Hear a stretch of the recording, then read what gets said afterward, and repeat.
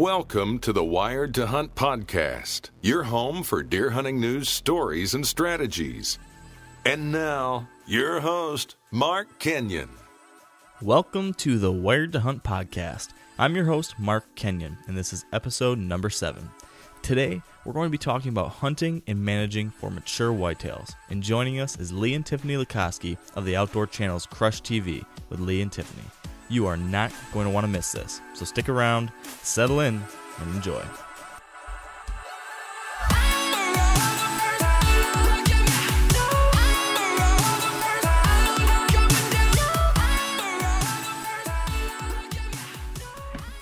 All right, good afternoon, Wired to Hunt Nation. My co-host Dan Johnson and I are very excited today for this podcast because joining us are two of the most well-known figures in the whitetail hunting world, Lee and Tiffany Lakosky. Welcome to the show, guys. Hey, good to be here. Yeah, great to be here.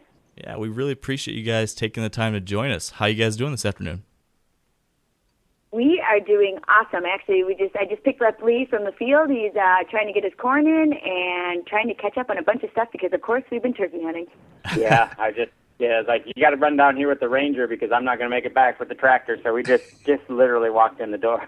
Nice. Well, I appreciate you finding the time for sure. How many acres do you have to plant, Lee?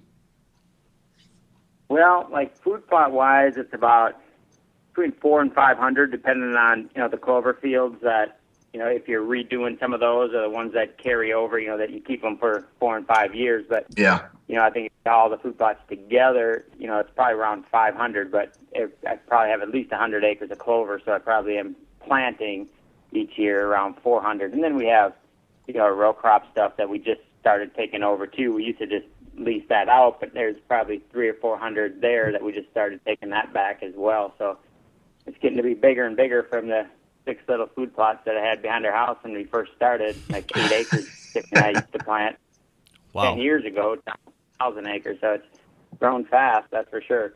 Jeez, I have 2 acres of food plots I need to manage, and I'm intimidated by just that. So I don't even know how you manage 500. That's crazy. Yeah. Some days it's not very well. Yeah. Do what you can. Scattered around. We have like 10 different farms in 3 different counties. So if it was all in one spot, not so bad. But just moving equipment and just all the logistics of it gets to be kind of a nightmare, especially when one field is wet and let's move over to the next spot and it might rain over there, and then you got to keep moving around and stuff. But we get it all done somehow. Man, yeah, I can only imagine. But I guess a bad day on the tractor is still better than a good day in the office, right? Right.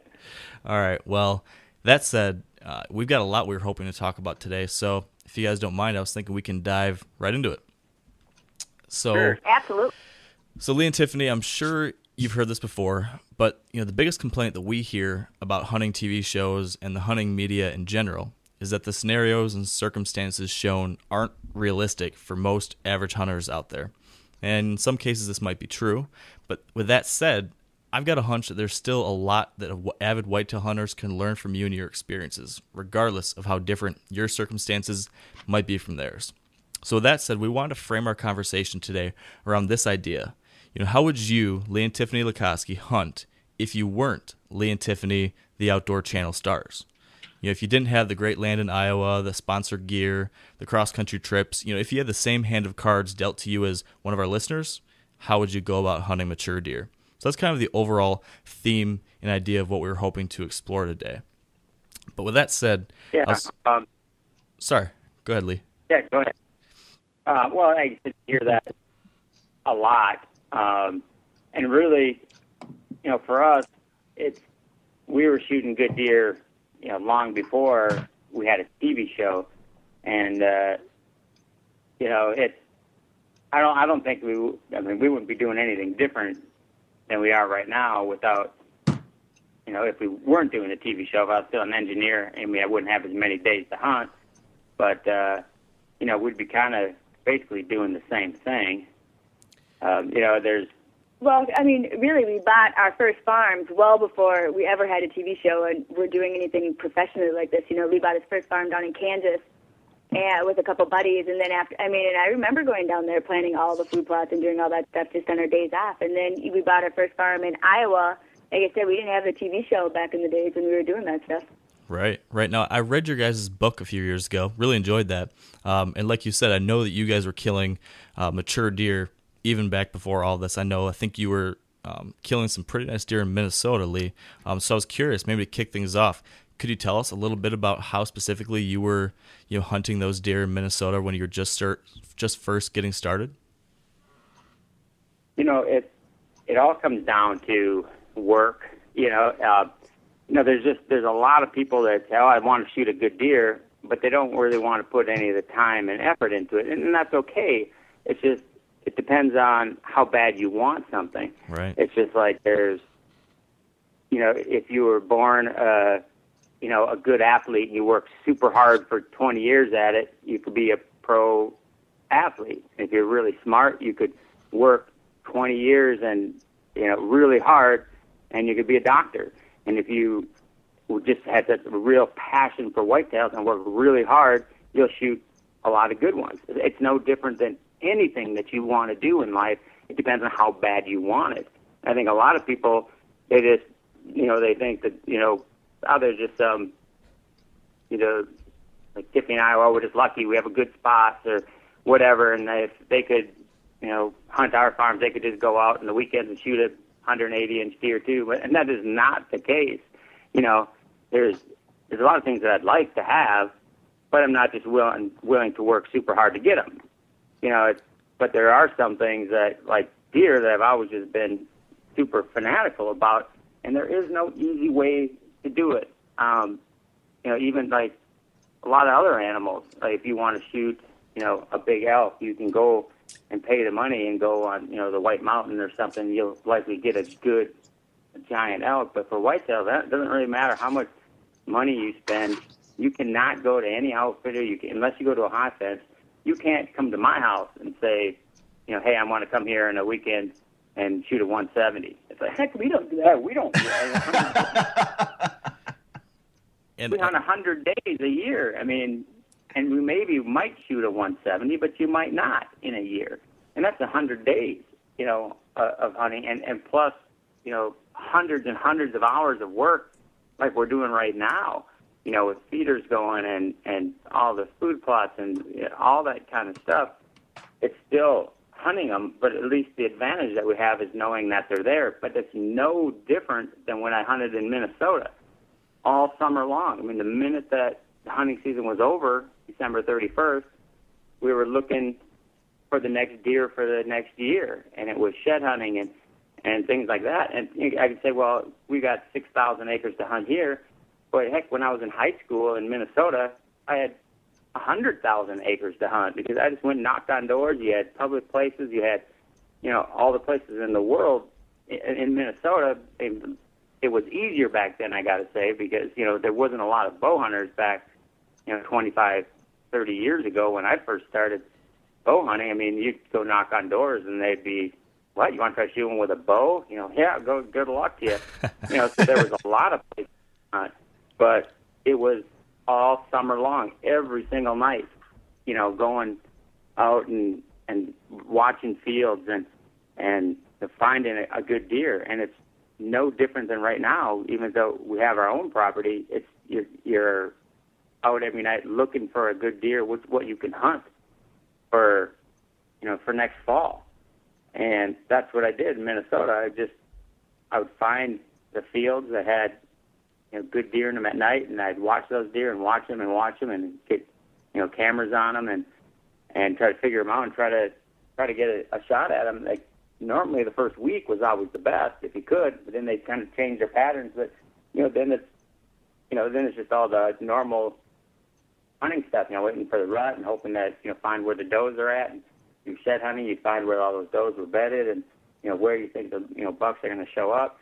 And it's just basic tactics, but it's a lot of it's time and work that you want to put into it. You weren't going in Minnesota and just blowing the dust off your bow. You're not doing it anywhere on October 1st and go say, I'm going to go pick a stump in the woods and sit down and hope I shoot at 180. You might, but you're not going to do it every year, I can tell you that. So it's basically just hard work. And there's all those, the tactics and, the food for us is the biggest thing, and it's no different than it was for me when I lived in Minnesota when I didn't have anything. There were farm fields and there were alfalfa fields and there were all the ridges with acorns and everything. It's kind of all about food. And you'll hear people say that too. It's kind of like baiting all these food plots and stuff. It's like that's how you hunt. You hunt ducks on water. You fish with a bait on your line. Right.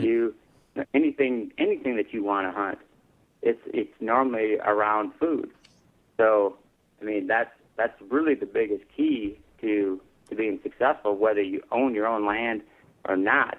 And just now with all the food plot things that you can do, you don't need big equipment and things. There's all the different throw and grows and clover you can plant just about anywhere with just like an ATV, a little disc without a lot of money, and get some small fields in and things that and it makes it fun. You got all summer, just kind of keeps you interested in hunting. But I don't know if there's any. We can get into specific strategies and things, but I think just that's the whole piece that people are missing is just that if you really want it and you work really hard at it, you'll get it. Well, look at Todd. Dan's buddy Todd right there that he mentioned earlier. It's like you think about Todd coming from Michigan, right, moves down to Iowa with not a dime to his name, finally starts his own business, gets something going that's successful. But, he kind of created a similar type situation, It's yeah. See, Todd was, like I said, we met Todd, years ago. Todd Pringnitz back in Michigan when we worked with Sunlock. We'd go over to his house and we'd shoot 3D stuff, and he had never shot a good deer, but he was working out of his house, doing stuff for lone wolf tree stands and everything. And I was telling him, I was like, why are you living in Michigan if you're a deer fanatic? Where not that Michigan not that Michigan doesn't have yeah, them, that's where I'm at right now. Where he lived, and he just didn't have access to it, and he didn't know. They were still getting deer, but not really big ones. I said, well, you just need to move to Iowa. That's what I did. I just picked up some ups, and for you with your job, you can work anywhere. So he did, and then got a little place and just kept working and working and working. You ask Todd, he's no different than us. You get up every day and you work at something, and you scratch and claw, and you little bit by little bit by little bit, and 10 years later, you've got a farm and you've got food plots on it, and you've got a wall full of 150 to 160 and bigger deer. But it's all about how bad you want it. Yeah. It's just like anything else. I would say I'd like a solid gold toilet too, but I'm not going to work real hard at it to get one. And it's like, yeah, you might want to shoot a big deer, but if you're not willing to work at it, you just don't want it bad enough. But if you really want one, and if it's really something you're passionate about and you put in the work, you'll get it. Anyone can do it. Yeah, and I think also it's, like you said, it's the hard work, and it's also how you prioritize things. So for some people, they might want to go bass fishing and have a nice bass boat, and they might want to do some pheasant hunting in the fall or something like that too. But if you are, adamant about really wanting to be able to consistently kill those mature deer, you need to prioritize that. And so like what you guys did, you prioritized that. You decided that that was what was important for you, and you did the work and you made the sacrifices to be able to do that. And I posted a video. You're absolutely right. I think to this day, we haven't even ever been on a real date. We haven't been home for a Thanksgiving or a Christmas for, I don't know, I guess ever since we've even been together. But we're okay with that, It's like, and our families have accepted that now, that we'll never be around there at that time. But would you like to be home with everybody at Thanksgiving sometimes? Well, yeah, absolutely. But is it like one of the best days ever to hunt? Absolutely. So we're going to be out there. Yeah, it's all choices. That's a fact. Now, I got a question kind of scheming off that previous question, and you said, you guys are hunting 100 days, as far as how much scouting do you guys do, and how much do you rely on trail cameras throughout the entire season? Let's say, are you scouting a piece of property all the way into the rut, or are you laying off a piece? How much do you rely on trail cameras? Could you elaborate on that a little bit? Yeah, our cameras are a game changer. Yeah, they're huge because most of our farms, I know how to hunt them, and even when they weren't our farms, just places that we knocked on doors, or all of our Kansas stuff that we hunted before we bought a piece down there, it was all public, and even the place that I hunted in Iowa was just public.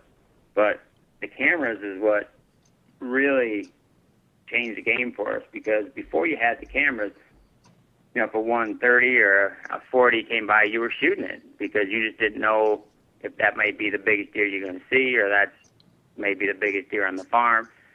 But when you get pictures, you know, of a big one, you know, if you had pictures of a 170, it's pretty easy to pass those 130s and 140s knowing that he's there, but you just have to have the discipline to pass those.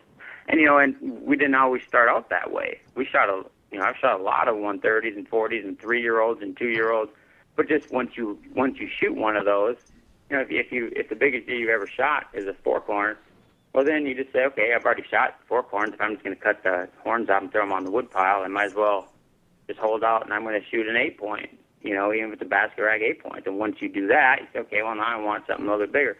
It's just a progressive, you know, it's just the nature of it. So once we shot a lot of 3-year-olds and things like that, it's like, okay, well, let's just move it to 4-year-olds. But, you know, so it wasn't always that way. It's not just that it's easy to pass deer, because heck, when we first moved down here 10 years ago, you know, we shot a few, but certainly not very many. I wasn't passing any 150, that's for sure. But, you know, the cameras, for me now, and even back then, wasn't so much strategy, you know, like how to hunt a deer or where to hunt a deer. It was just what's there. I figured I knew how to hunt deer, even on the public places. You know, we were there all summer, and shed season, we walked it all during shed season. You'd find all the scrapes and rubs and, you know, pinch points, and how you with your aerial maps and looking at the timber and where do you think they're moving, and then you'd see like all the beds and things where does were bedding and where you're finding sheds. So you kind of figured out a strategy how to hunt it basically in January and February. But then throughout the whole season, you're just taking an inventory of deer. You figure, okay, if I get a picture of a deer on a field edge, well, sure, I'm going to hunt that field edge, but you're also going to be hunting in the timbers and the pinch points, and, you know, and like in the rut where all the does had been bedding and things. So I always figured I knew how to hunt the farms. I just needed the cameras for an inventory. And that's still the way that we do it now. Our cameras are just basically on, you know, feeders and food plots all summer long, and then I'll move them, you know, since I'm to scrapes and stuff in the timber, because new ones will show up in November, you know, occasionally. But for the most part, I figure I know how to hunt our farms, and all I need cameras for is the inventory. But that is so important, you know, just knowing what you've got, so you know which ones to shoot and which ones not to. And you run those cameras all year long. Yeah, we run them all year long. Now we're using them for turkey hunting right now. And then, you know, I mean, already I can't even believe, like, on a couple of our farms, you know, we have some of the bucks that are already starting to grow antlers. And Blue's like, that's, you know, Wally. I'm like, how in the world do you know that? But that would, yeah, he's like, those are faces. I'm like, oh, I look at the faces too, but I can't recognize it. But, so, I mean, you know, all year long, we definitely run those cameras. So how many cameras are you running, I don't know, per property or per 100 acres or so to get a good inventory of what deer are there? Well, I mean, for us totally, we have, you know, a couple hundred probably it was accumulated over the years. But if I had, you know, I mean, I put out as many as I think I need to. And a lot of the places depends on if you can bait or not. I mean, we can't during the hunting season, and you know, I wouldn't really be hunting over it anyway, because that's, you know, if you just had a feeder out, it's usually not the best way to kill your biggest deer. So even in Kansas, where we have a farm there, I don't run even feeders during the hunting season. I never hunt over them.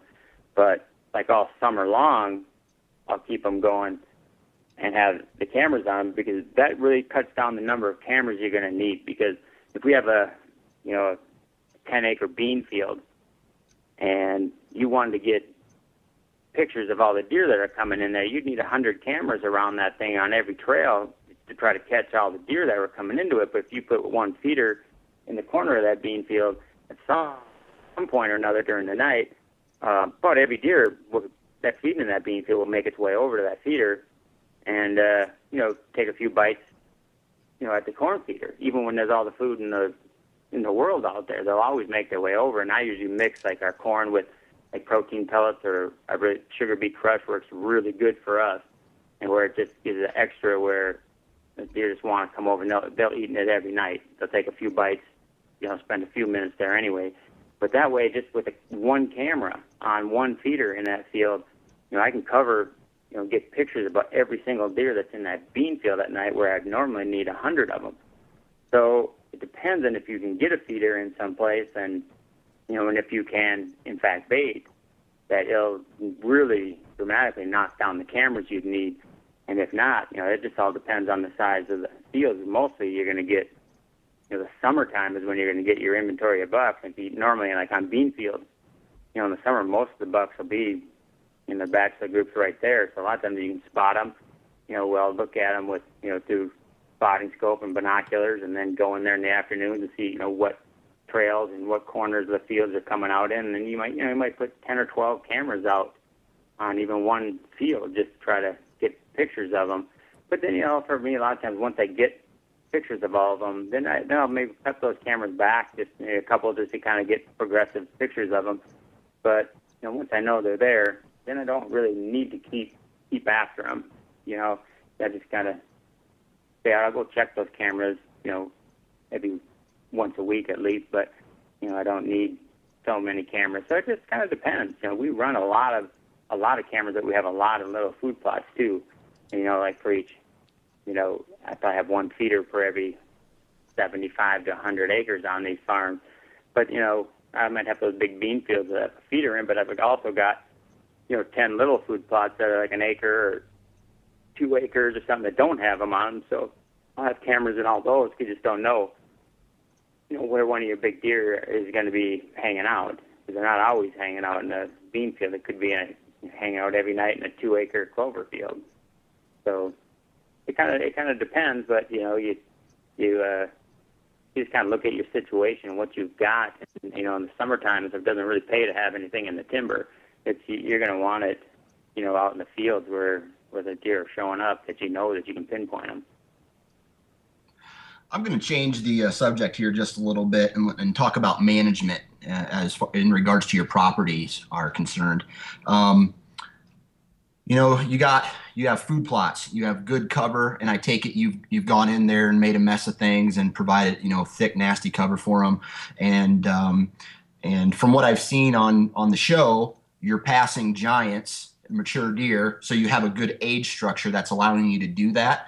What's a tip or some advice you can give to a landowner who's looking to maybe resemble what you have?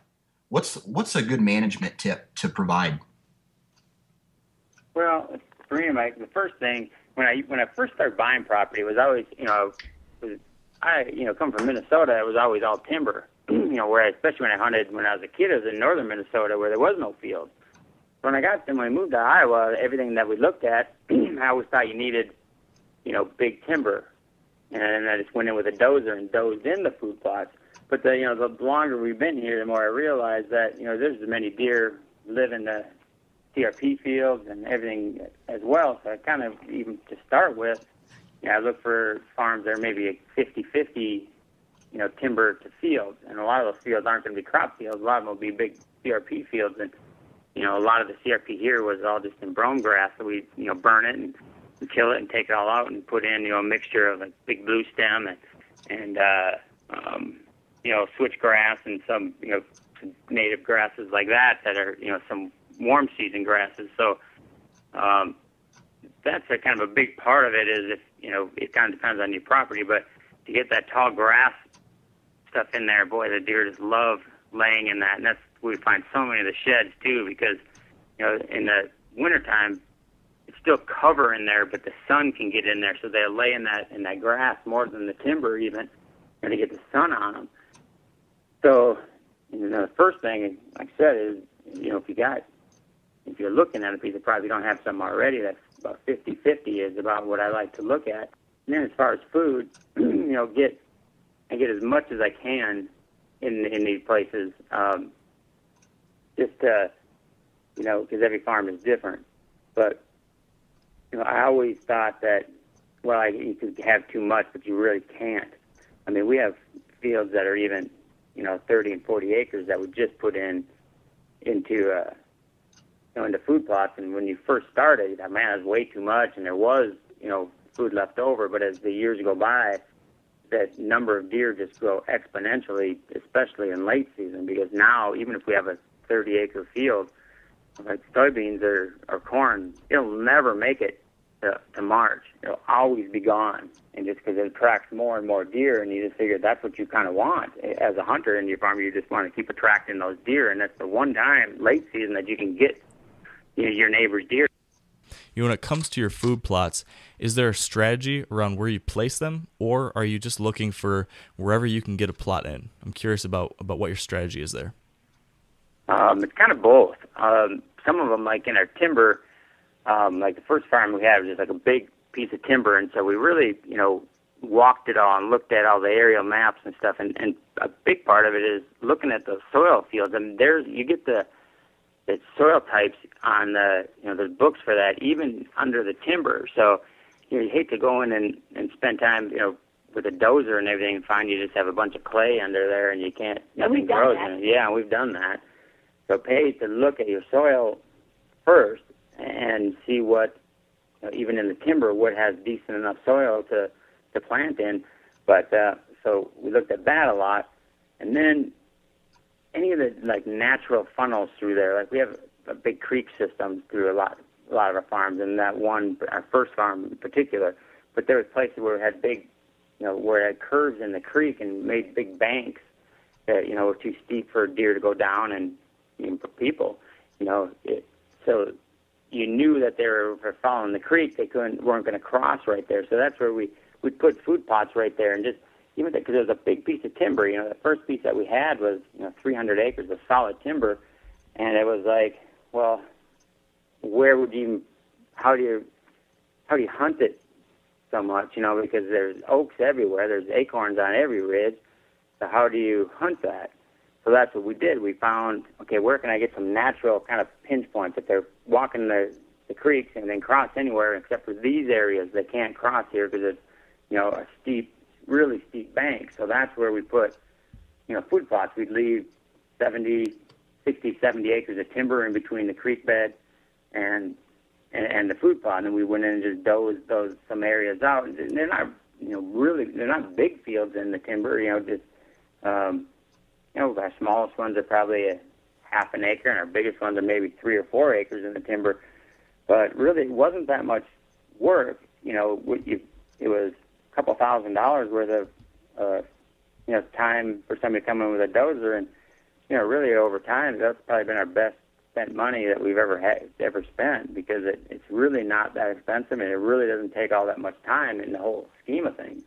But that's our strategy there. Were just pinch points, natural funnels in the timber, so where it was going to funnel deer down anyway, and then you'd have food there to stop them and to get them coming in there. So that was our first strategy, was let's find some natural, just geographic pinch points, and then put our food plots in there to really funnel deer into the food plots to where where we can get shots at them and just to see them in there. And then other than that, a lot of it, like in our fields and our CRP grass, because you got stuff that's in CRP, you can put 10% of that in the food plots. It was basically just looking, where it's available. We put food wherever we could.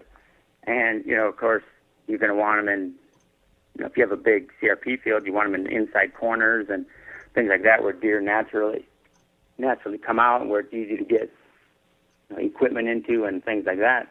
So, there's definitely strategies of, where you want to put those fields, but, in the big scheme of things, a lot of our farms just wherever we can.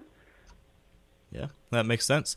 Now, one other question, kind of related, how about entry and exit to your stands, and how that relates to your food sources and different habitat improvements? Is that something you guys really think about before making any changes to the property, or do you kind of adjust your entry and exit based on where you need to put the food, given the different criteria you already mentioned?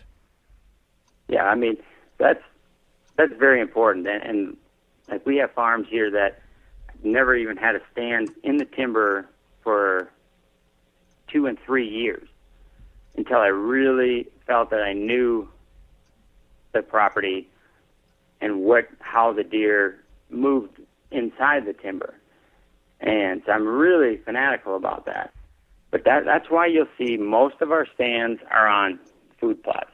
During the rut, we'll get in the timber, quite a bit, but most of the time it's on food plots. And, just, the reason for that is we go all year long. All year long, we are in those fields once a week at least. We're in there checking cameras and checking our feeders to make sure that they're filled. And you learn this at Tiffany's mom's house. We put a feeder out in front of her house, and it's only 100 yards or less right in front of her house. When we first put that out there, you get deer coming in like at 2 a.m. But if you drove, if you even walk by the windows, they'd run.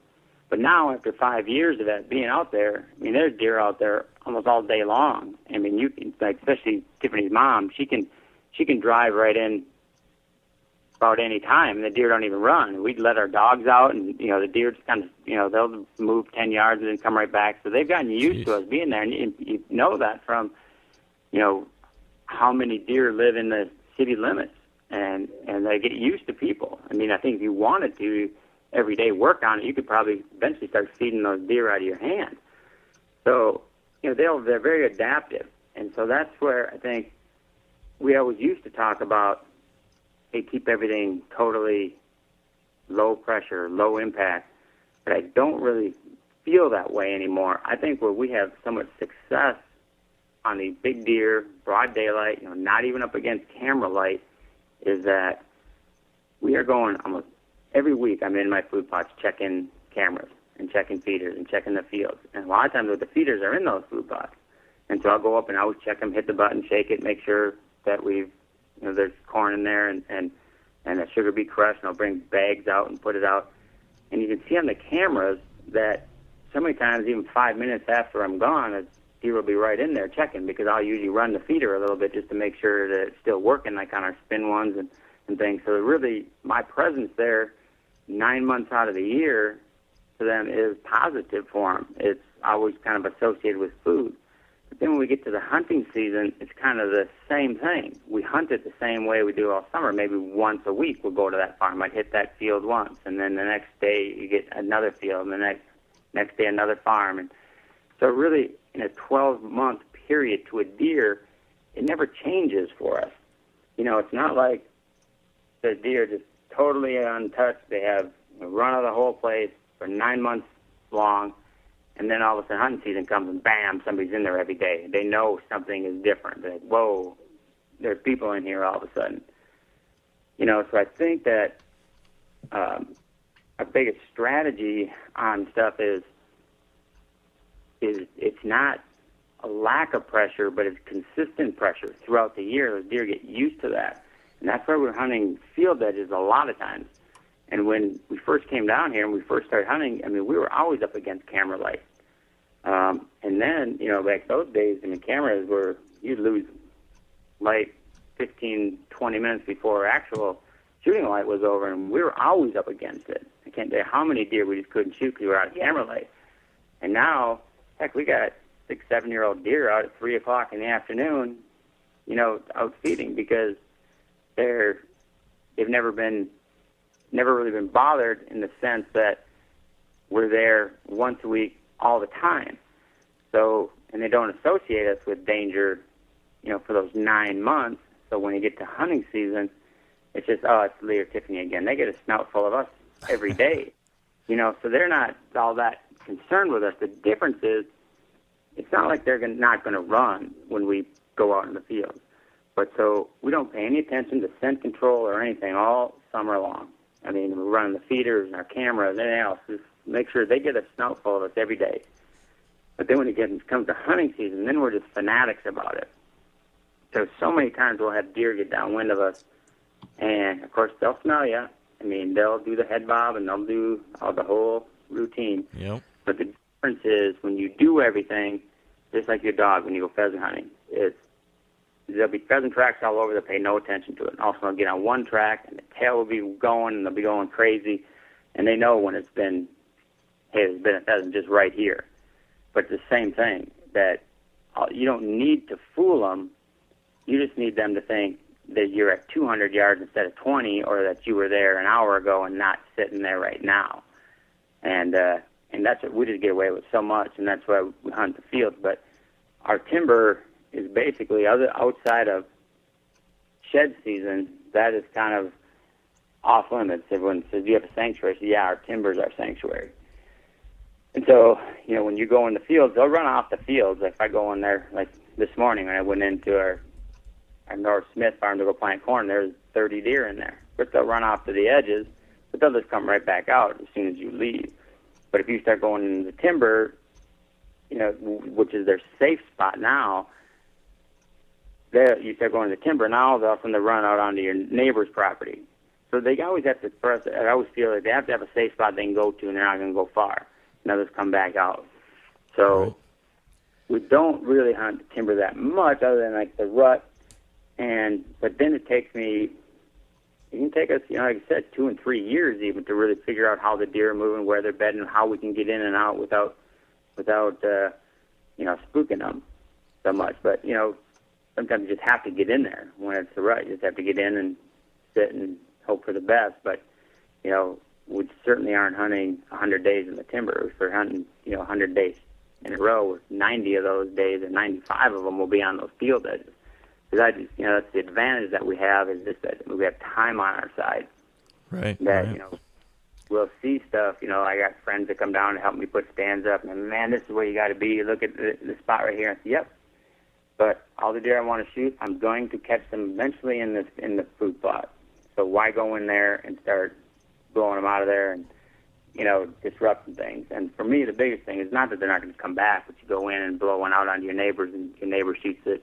I just want to keep them comfortable on our farms and in the timber, and shoot them on the field as much as I can. But of course, that we shoot a lot of them in the timber too, like during the rut. But it takes a lot of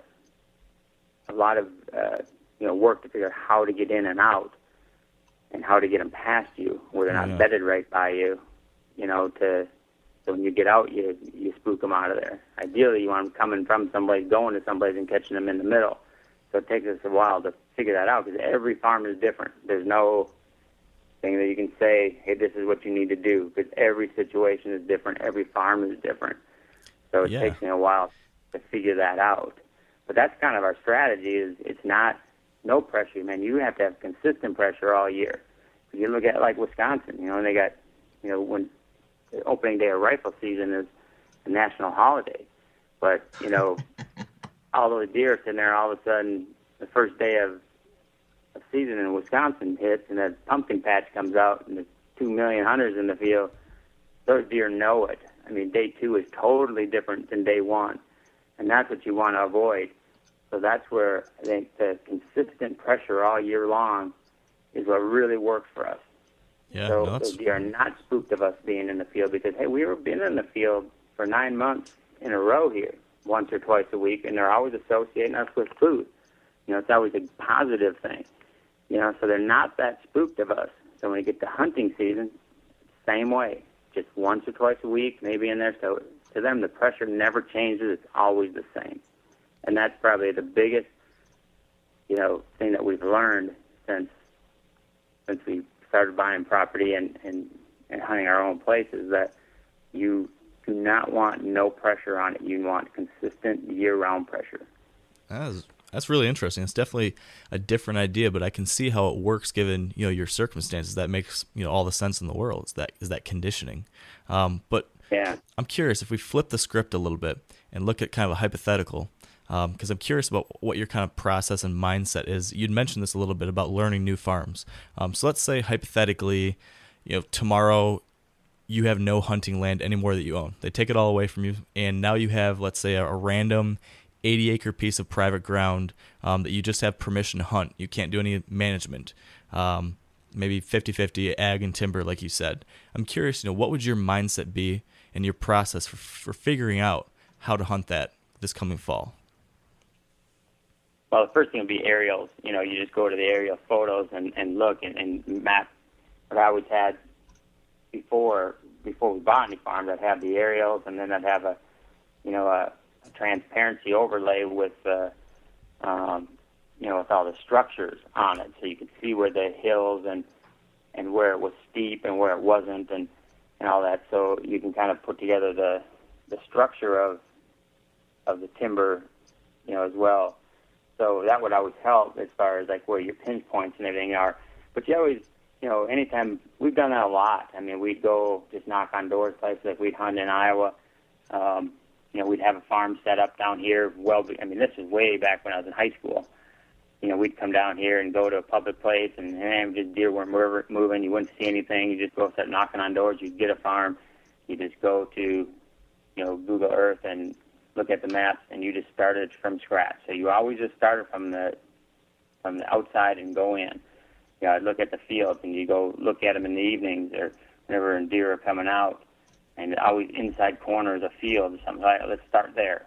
Even if it's during hunting season, let's just pop up a stand on the field edge, on the inside corners or places that just look likely, that are away from the roads and where people can see them. If there's a road along the edge, get back in the back corner where you can't see from the road, whatever, and start there. And then we would just watch deer and see, okay, where are they coming out?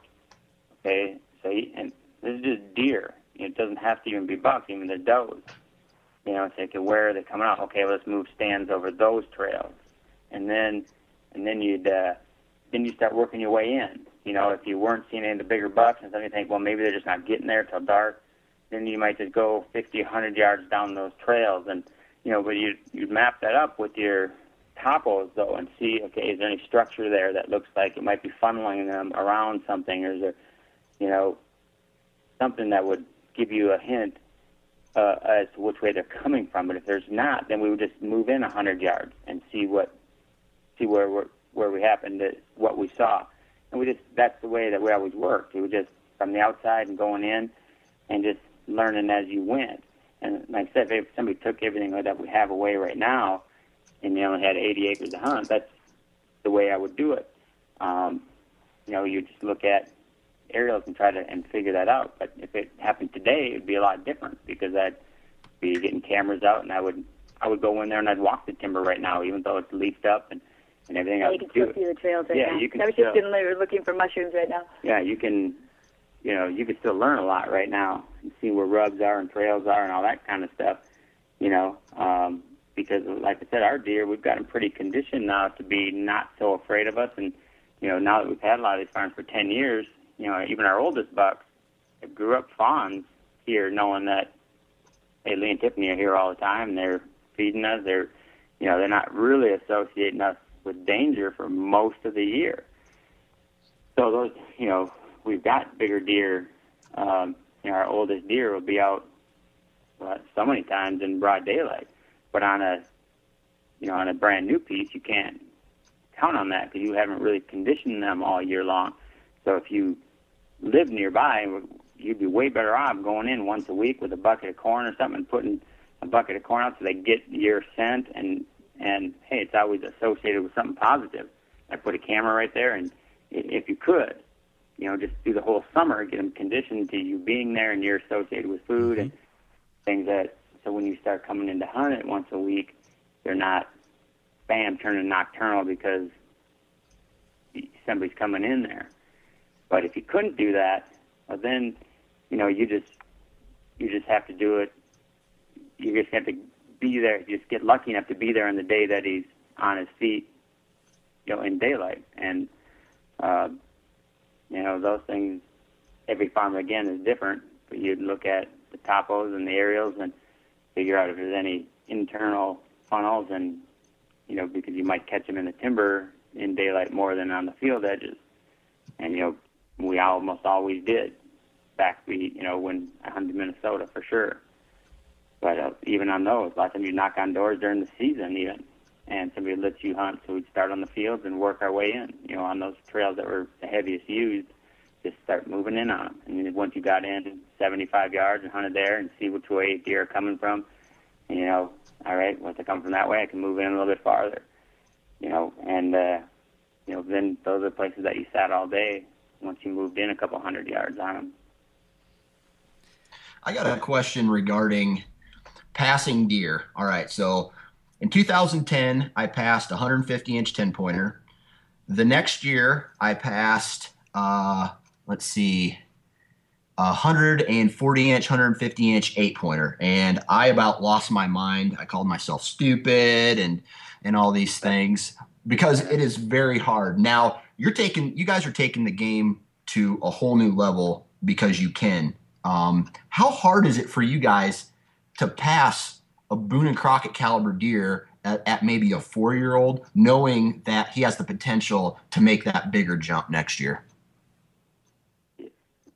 I would say it seems to be me who half the time does pass some of those giants. I mean, we've had some 163-year-olds, 173-year-olds that, are 100% off the hit list because Lee always says, those are 1 in a million deer. To get those through to be 4, 5, and 6 years old, they could be just a new record. I mean, and not that we care about a record, but, I mean, it's gotten to where Lee enjoys actually seeing them grow and to see, what they can actually do more so than obviously shooting them. But, I mean, obviously we like to shoot them, but it's he just always wants to see what they can do. So I would say, it's actually gotten where it's not very hard for me to pass some of those younger deer that are high scoring because I would much rather shoot a 140 6-year-old 8-point any day of the week than a 170 3.5-year-old because it's when you walk up to that buck and it's got the big head, big body, it just, it's a mature deer. It's nothing that beats that. And I have had that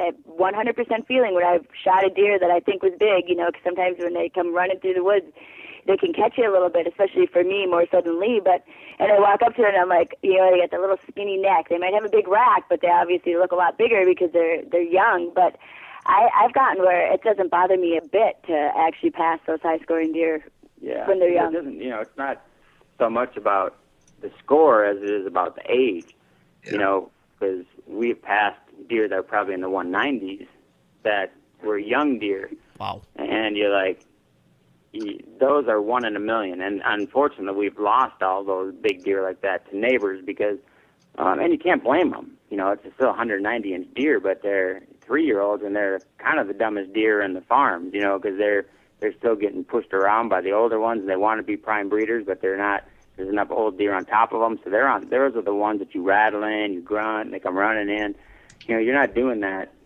6, 7-year-old bucks aren't coming running into your rattling or to your grunt call like a 2 and 3-year-old is. So we made that mistake when we first moved here. We were like, okay, I'm gonna manage. I'm gonna plant food plots, and I'm gonna get in. And I felt okay, yeah, we're passing 130, 140-inch deer, but they could have been 4 and 5 or 6-year-old 8-points, and you thought you're doing the right thing. And the first 160 and 70 that came in, we whacked them, and inevitably most of those were 3-year-olds. And by the 3rd year we had our farm, every ridge was run by an old crappy 8-point, and they would run off every other good genetic deer we had, the young ones. And they're like, well, that is terrible management. Passing the poor genetic deer and shooting our good young, great genetic deer. So, like I said, it all is a learning experience, and you have to shoot some of those younger deer and those 150s and 40s and things and get that out of your system. Say, okay, I'm ready to move on. I've already done that. So now we kind of do it strictly by age. I mean, some of our deer that are my top deer on the hit list that are 6 and 7 that just keep getting passes are not high-scoring deer, per se. Like, we have a deer we call Starbucks, so he's got just huge brow tines, but he doesn't have a whole bunch else going on. He was just an 8-point, but he just put up little 4s this year. But, he may be high 50s to 60s, maybe, but he's probably number 1 on our hit list, and because he's going to be 6. And we have a lot of history with him, and we've watched him grow since he was 2 years old. But, he'll be on our hit list way ahead of, we have some good young, on that farm in particular, a good 12-point that's on there that was 3 last year that was probably in the 70s. So, you wouldn't even think twice about passing him. You're like, no, I mean, he's got great genetics. We need to let him get to 5 no matter what. And, the deer that are 5 and 6 already, they might be number one on our hit list, and even though they're not near the highest scoring deer. But, we've just gotten to the point where it's like we want to see all our good genetic deer reach their potential. Especially those, like I said, those 193-year-olds. I mean, some of those deer that were killed by neighbors, they could have literally been world-class deer. I mean, they are 1 in a million. They could have been that 240s and 260s, or maybe even higher. They had all the potential for it. You don't know where they would have went with it, but I sure would have liked to have found out. Yeah. But that just doesn't always happen. But it's nice to get. It'd be really nice to get one of those real big ones through to 5 or 6. Because normally, even if you get them to 4, then they're not so easy for the neighbors to kill, because they just don't show themselves as much, and they don't fall for the rattling and grunting so much that they've got those. They don't have to chase them. They're not running around like the 2 and 3-year-olds are. So we can get them through to 4 that we normally can hold them on the farms. But it's not so hard to pass on the high scoring deer if they're young. So we don't, if it's a 5-year-old deer, I don't care what it scores, we're not passing it generally. So and it is hard, because you'll see a lot of those young deer, because those are the ones that are on their feet, 3 and 4s, especially 3s. But that's, a lot of people go, man, how'd you pass that deer? It's a 170-inch deer, or sometimes even bigger. And they go, well, he's 3. That makes it easy for us. But, a lot of times you lose those to your neighbors, but a lot of times you don't. And so those are the ones that you just want to keep. You want to get them, breeding, and if you get them through to 5, you reach their maximum potential. Plus, they've been breeding does for the last, 2 and 3 years, that you just keep those genetics going. Yeah. Rather than knocking them out at 3. Do your neighbors ever send you thank you cards, or like plow your driveways to say thanks for growing all these big deer? It helps, though. A lot of it. You talk about neighbors, but a lot of the neighbors had never even seen 130s or 40s, even though they lived in Iowa. Because they just, if they're not super serious, they just, like most people, they just, I enjoy hunting, so I'm going to go out and shoot one. So, they'd never really seen that many big deer, 130s and 140s, and they, thought we were the jerks because, that was a place they used to hunt, and they used to get 30 guys and drive it and stuff, and now they can't do it anymore. But see, now, every year, we'll never shoot any of our 3-year-olds or 4-year-olds. And so you got a lot of, older deer on top of them when those 3-year-olds hit 4, and they're ready to be prime breeders, and they have enough deer on top of them, they're going to push out onto the neighbors. So now our neighbors are all of a sudden shooting these 170s and 160s and 180s and things like they'd never had seen before. And some of these old timers had hunted here for 50 years and never had seen deer like that. And now they're kind of seeing it. They're, when they go shoot like a 170 or 180 type deer that they'd never shot before, they're pumped about it. And so they're excited about it. Now they kind of get on board, and they're kind of seeing, it's like, man, we never saw a deer like this until Lee moved in, and now, we're pushing off, a good number of 4-year-olds every year onto the neighbors, so they're kind of getting on board. Because just like I said, once they shoot one of the big ones, then it's like, well, now a 130 doesn't seem so great to me anymore, because we're seeing a lot more big ones. So then they kind of get on board on it. So I think a lot of them kind of realize that, hey, the management does work, and they saw it firsthand, and so now they kind of get on board too. So it helps. We have some good neighbors, or mostly good neighbors, a couple bad ones. Yeah, but, a couple bad ones. But most of them in general are excited about, once you talk to them, and then once the deer that they're seeing, and, they get on board, and it kind of helps the whole area, to get those deer, to a whole another age structure on them. Oh, yeah. Okay, well, enough of like the strategy type of stuff. I have a question. Let's see here. I'm looking at my little list. We have like 700 questions we want to ask you guys, and obviously time constraints aren't going to allow this unless. Are you guys free till about midnight tonight? Absolutely not. Well, I got corn I got to plant. I got 80% chance of rain tomorrow. So Well, like one of us otherwise would. we would. Okay. All right. Well, we'll knock some of these out real quick. Okay. Because you've made what most people consider a hobby, your guys' job. How do you keep that passion for deer hunting as that season progresses, as you're dealing with the business workings of the crush and all that other, all the other business that goes on? I don't think it's anything that you have to try to do. Like for me, people ask me all the time, like, don't you ever get sick of it? I'm like, no. I am just, it's funny because like Tiffany's cousin Brian came down turkey hunting, and I didn't have a tag for that season. I didn't have one until third and fourth season, and he came down second season. And I was so excited to go out with him. I couldn't sleep every day. I couldn't sleep. I mean, I was, and finally it was like 3 a.m. I couldn't just, I'm going to get up and go work. I just got on the computer and did some work stuff, and I left at 4 a.m. I said, well, I'll go put a blind up because he was bow hunting. We were just going to pop it up when we got there. So I'll just get there really early, and I'll get the blind up and decoys out and everything. Then I'll just go back and sit in the car or in the truck and wait for him to get there to meet me, and then I already have it all set up. And it's just like, I'm so pumped. I'm so excited about it.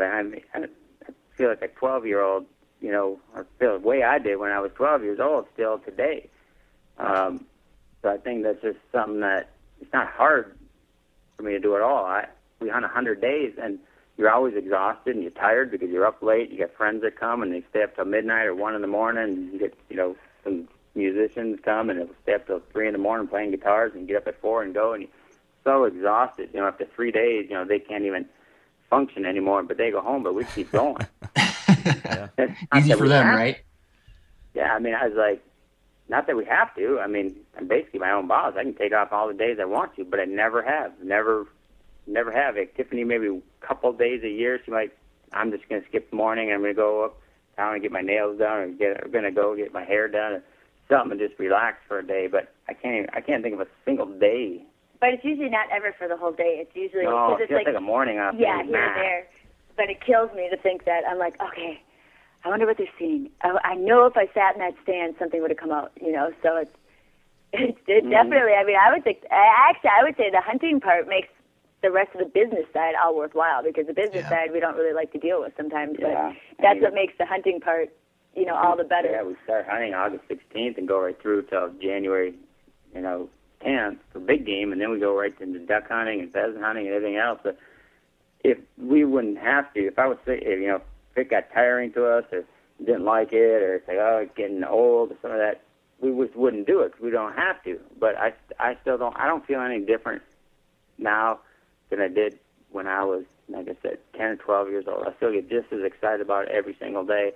I know that probably a lot of people wouldn't be, but I think that's part of what I was talking about earlier. I'm just so infatuated with deer. So my whole life, everything you're going to do, every day I get up and think about deer. How can I improve the habitat? How can I, make this deer bigger? How can I make their lives easier? How about all the ticks that are on them? Is there something that I can do to spray them or get something that get the ticks off them? Is that going to be less stress on those deer? Make it more comfortable for them and to, grow bigger racks on. A lot of people don't, all summer long, they might get up and think about, going boating or not me. I think every single day about deer is what I think about when I get up. So I think that just naturally brought me to where we're at, and just your success as a hunter. We shoot a lot of good deer, but we do so much work, and I put so much time in it that most people, it isn't worth it to them. They're not that infatuated with deer. They want to shoot a good one, like I was saying earlier, but it's not that important to them whether they're going to spend every waking minute on it. But there are people, I think there's definitely, there are whitetail nuts like me out there, and I think most of those people, if you're very passionate about something, you'll be successful at it if you put that much time and effort into it. Yeah, no, I think I'm right there with you, Lee. Like my grandpa always told me was that if you love what you do, you'll never work a day in your life. And, that's what I've tried to do. That doesn't feel like work if you're actually passionate about it and really loving every second of it. So for whitetail addicts like us, it's a good place to be. Definitely. Yeah. I would say, I remember my sisters telling me, you're crazy, just about hunting in general. They're like, you're never going to do anything with your life. All you ever think about is hunting. And I was like, yep. And I was like, I feel sorry for people that don't, because, that don't have something, not necessarily hunting, but just if you don't have anything that you feel that passionate about in your life, they're missing out, because like for me, I would say I could never be depressed. I could never be, anything like that, because I just every day I look so forward to hunting season. And that's what really makes like having farms, and even if you didn't have farms, just to go out and plant food plots or going out and looking at deer and things. To me, that's hunting every day. This is the real hunting. It's now. When October comes around for us, I'm sitting in the deer stand and I'm hunting, but the important part of hunting is done outside of those 3 months of hunting season. I was compared to a golfer. Definitely. I was like, look at a golfer. You spend thousands of hours on putting greens and driving ranges and everything, perfecting your game, and then you go 1 hour for every 1,000 hours to a golf course to test what you learned. To be a pro golfer, you don't go out and golf every day on a golf course. You go out and you hit and hit and hit with every driver, and every iron, just to get all those shots perfected someplace, and then you go and you test it out on a golf course. It's no different in hunting. All the work is done between, for me, January 15th and October 1st. That's when all the work is done, and learning and perfecting all those things. And then the 3 months of hunting season is the time when I go to the golf course and you just test what did my homework pay off? Did I practice in the right ways if you're a golfer? Did I work on the right shots? Did I cover everything? As a golfer, you go and you'd learn that. You'd know, and golfing for a few weeks, get out on the actual course and say, did my practice pay off? Did my score go down? But that's the important part, is now, where a lot of people aren't thinking about that.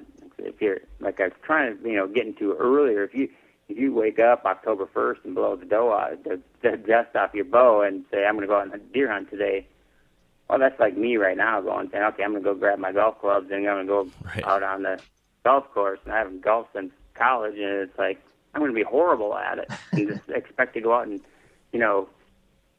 shoot a 69. It's pretty much not going to happen. And it's kind of the same thing with deer hunting. Do you think you're just going to get up one day and just go out and shoot a 180? Probably not going to happen without doing the work previous to it. Yeah, so true. So true. So we are coming up here on time pretty quick, and I appreciate you guys spending so much time with us, but I had one last quick question from one of our readers. This comes from Sean Groves. He just asks simply, what has been your single greatest learning experience so far as a hunter? And I'd be interested to hear from both of you guys on that one.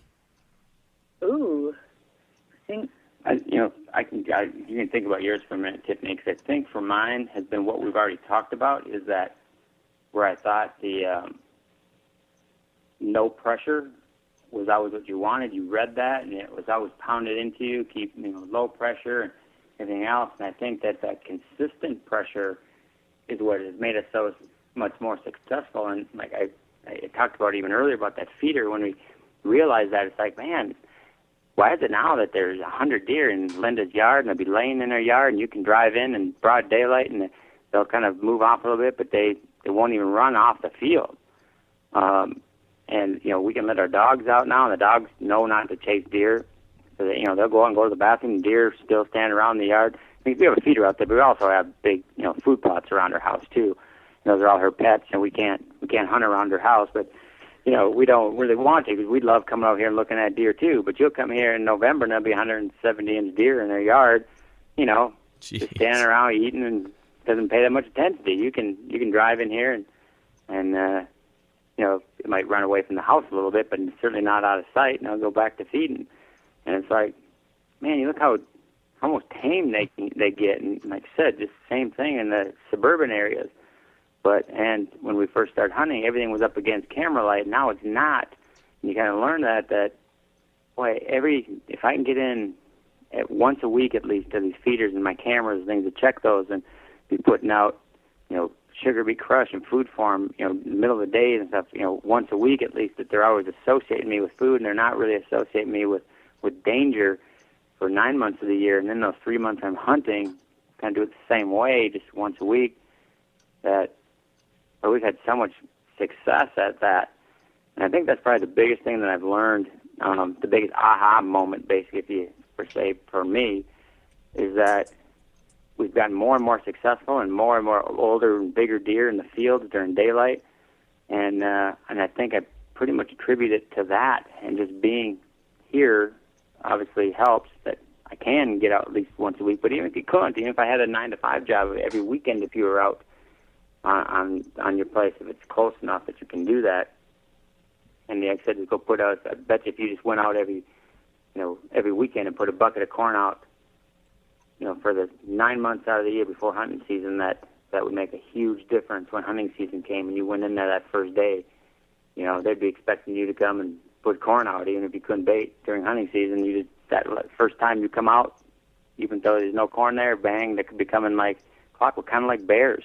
You go bear baiting, and the bear, heck, you drive your four-wheeler and they hear you coming and they're all standing at the bait site waiting for you. Kind of get it the same way. Deer can be the same, similar to those results that you could have. So I think that's probably the biggest thing that I've learned, and just to be patient on things. It's so easy to say, wow, gosh, that's a nice buck. If I don't shoot it, my neighbor will. So you shoot it. It's like, no, you're the neighbor that everyone's talking about. If that's what you're thinking is, I got to shoot it because my neighbors will. I hear that everywhere we go. Yeah. No, you are the neighbor that you're talking about.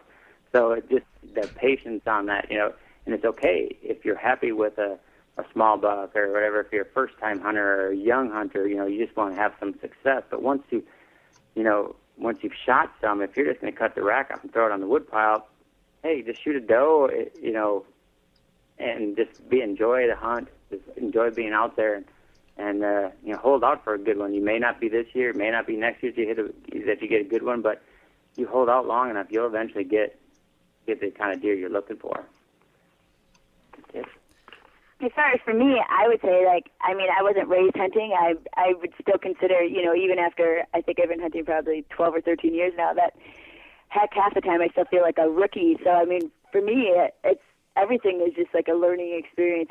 I feel like from where I started, right when the first time I ever went out on a hunt with Lee and I shot my first buck the first night I sat in a stand to like where I've come now. I've learned so much, but I feel like I still have so much to learn. Obviously I'm with Lee all of the time, and there'll be times during a seminar I'm like, oh my gosh, I never thought about that way, and it's like I'll think about something that he's changed his philosophy on or his strategy on, it just blows me away. I'm like, that is brilliant. So for me, geez, my whole hunting career is a learning experience. There's so many things that I've learned from start to finish right now. So I would still say that I'm a work in progress. Yeah, I guess you and I and probably all of us, right? There's definitely, I think that's a big part of why, at least I love hunting whitetails so much, is that really you can learn something new every time you're out there. Absolutely. Yeah, they're always teaching us new things, that's for sure. Not me. I already know everything. Well, I guess we got to give you a show then, Dan. Nah. Never figure it out. Whenever you think you got something figured out, they'll do something totally different. But that's what makes it so fantastic. If you could figure it out and you knew exactly what they were doing, it wouldn't be fun anymore. Yeah. But that's what's so exciting about them, because they're all individuals, just like people. They're all different. They all do different things. You can say bucks react this way or something. Well, one buck might react that way, but that doesn't mean all of them do. So, you're constantly learning and evolving. But every deer is different. Different tactics work for different deer. So, everything that you learn, it may not work for all deer, but it may work for that one that you want. So that's what makes it so much fun. Just keep trying stuff new all the time and learning. And basically, the best way to learn is just by out watching them every night. That's what we're fortunate enough to be able to watch a lot of them. Yeah, just being out there with whitetails and observing them, that helps so much. That's awesome. Well, sure. I think that's a perfect place for us to wrap things up here. So with that said, if our listeners want to catch your TV show or get more information about you guys and what you're up to, where should they go? TheCrush.tv, and all of our information is on that. And then also, I noticed that I was looking at, not that I wasn't paying attention to the interview, but I did look at Twitter, and I noticed you guys were on Twitter. We're, of course, on Twitter and Facebook. And like I said, you can find all of our latest information on TheCrush.tv, and all of our appearance schedules and everything that we've got going on right on our website. And then another cool thing is, a lot of people don't realize if you go on our website, we have a live deer cam where, it's literally just set up and it's totally free, and it's so cool to see some of those deer. Yeah, it's on one of our feeders, and we learn a lot from that even. Even when I'm out hunting, sometimes I'll be saying, I'm not seeing anything. I wonder what's happening. So I'll go to that live camera. It's a place that we don't hunt, and just a feeder there, so you can just kind of see deer, how they're naturally reacting. So you can kind of see it's like, well, man, there's no deer at the feeder yet, so they must just not be moving early. Where you see does in there and bucks are just starting to chase them. When's the rut really starting? So see, are there any bucks chasing those does around? So it really helps you. You can learn a lot from it, but it is neat to see. Like right now, they're just getting, they're only up 2 or 3 inches. But when you get into July, when these deer start coming out, you'll see there's been 170, 180-inch deer on that camera, and pretty regular too. So they're neat to see, and there's wild deer and the deer that we hunt, but not on that end of the farm. We'd say, well, if we get to the other end on some of our food plots, something we'd hunt them, but we don't hunt that whole end of that farm on that. So we haven't shot any of the deer that have been on it so far, but there's a possibility that we could. Yeah, So, I love that camera. I found it, I think I discovered it last year at some point. I remember driving down during the rut down to southern Ohio where I was hunting, and a buddy and I had your live camera going on our cell phone the whole drive down just because we were curious to see what deer might pop up. That was pretty cool. Yeah. Yeah, it's a lot of fun. Well, that said then, we'll make sure to include the links to your website and that different information on the website at our show notes. And then, of course, I just want to thank you both so much. We really appreciate the time you took, I know, time out of your busy schedule to speak with us, and it's been great. I think we all learned a lot, and it's been a really interesting conversation. So thank you so much. Hey, thank you for having us. I tell you, anytime you guys want to talk, we're available. And as you can tell, there's not anything that Lee likes to talk about more than whitetails. Well, us too, so it's perfect. All right, wow. I'd say that was pretty interesting. Don't you think so, Dan? Yeah, it kind of gives a different perspective than what everybody else sees or thinks. I mean, obviously, Lee is a fanatic when it comes to whitetails and how much time and energy he actually puts into it. Oh yeah.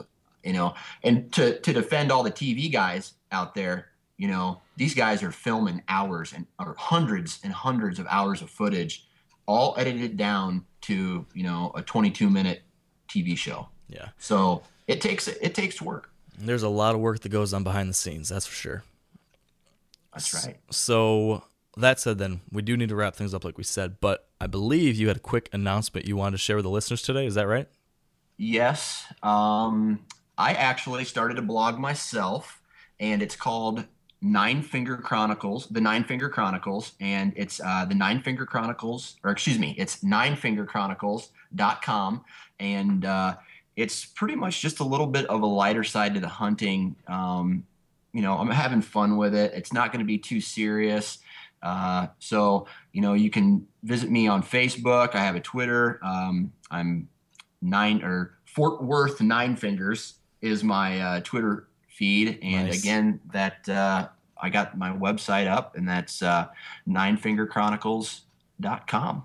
So, very cool. Well, I'm excited to check it out, and I'll make sure to include a link in the show notes as well, so that if any of the listeners want to check out the Nine Finger Chronicles and hear about your crazy stories, that's where to find them. perfect. Excellent. Well, with that said, thank you so much to everyone out there listening today. We're thrilled that you've taken the time out of your day to join us, and I hope you enjoyed this episode. If you're new to the show, be sure to head over to iTunes and hit the subscribe button so that you'll get updates when new shows are released. And if you're a longtime listener, we of course would love it if you could leave a rating or review on iTunes as well. We'd also like to thank our partners who help make this show possible. Big thanks to Sitka Gear, Bushnell Optics, Trophy Ridge, Bear Archery, Redneck Blinds, Carbon Express Arrows, Lacrosse Boots, Big & J Long Range Attractants, and the Whitetail Institute of North America. Be sure to visit wiredhunt.com/episode 7, that's the number 7, to view the show notes from today's episode. And if you're new, head over to wiredhunt.com to sign up for our Whitetail Fix newsletter, which will help you get updates on what's new and interesting on the blog. With all that out of the way, thanks again, Wired Hunt Nation, and until next time, have a great week and stay wired to hunt.